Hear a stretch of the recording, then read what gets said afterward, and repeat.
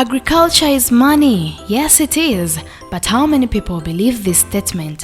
How many youths are willing to give up their almost comfortable lives to venture into agriculture? Agriculture is oftentimes viewed as a sector for the poor and underprivileged, and hence people keep missing out on the bigger picture. Now, following the launch of the LEAD program at Speak Resort Hotel Munyonyo on June 20th, your perspective on this awesome sector just might change.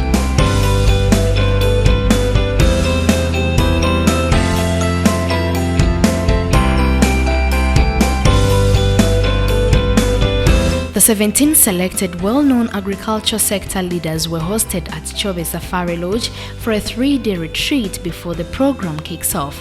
While here, the participants split in 2 smaller groups to brainstorm on how best agricultural growth can be sparked in a country where agriculture almost ceased to be embraced. We zeroed on the issue of knowledge dissemination amongst the farmers, because we recognize that the farmers do not know what to do. Then production itself will be much easier and much more encouraged.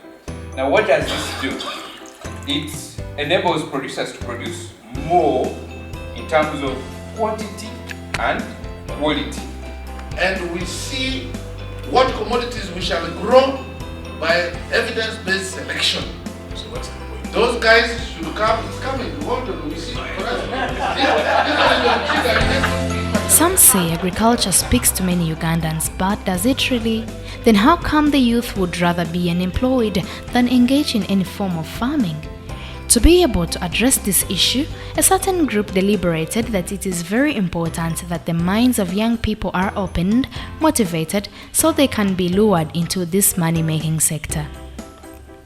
Quickly, another group discusses that dissemination of proper knowledge and information on money-making agriculture to farmers is very key, as this way farmers will be motivated to not only look at agriculture as a form of survival, but one that will lift them from poverty and better their standards of living. Plus, we think that if we can revolve these enterprises and hand them over to people, people will go into farming.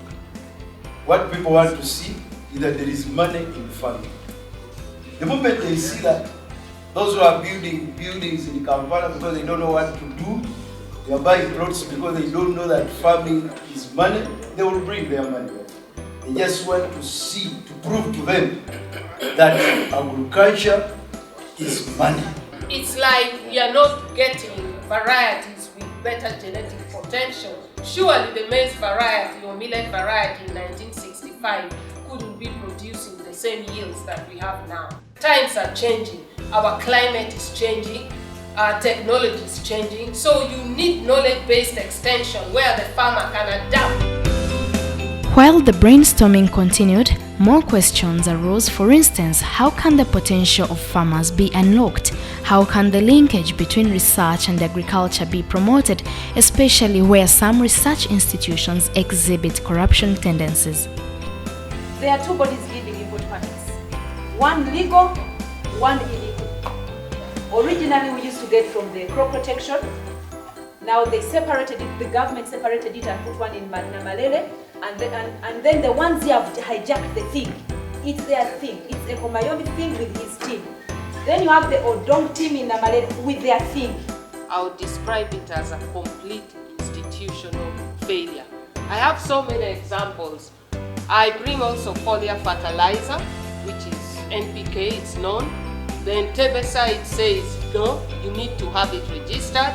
You go to Namalere, according to the chemical board, it's allowed to come in without registration. You get an import permit. And then when you go to get foundation seed, let's say for groundnuts at Nasare, that's a big disaster. No single seed is in the stores of the research institute. You go to all the staff of the institute, each of them, in their at their back stores or in their kitchen or somewhere, they have some foundation seed. And the only way you can access it is by paying them and collecting it. So it's much, much bigger.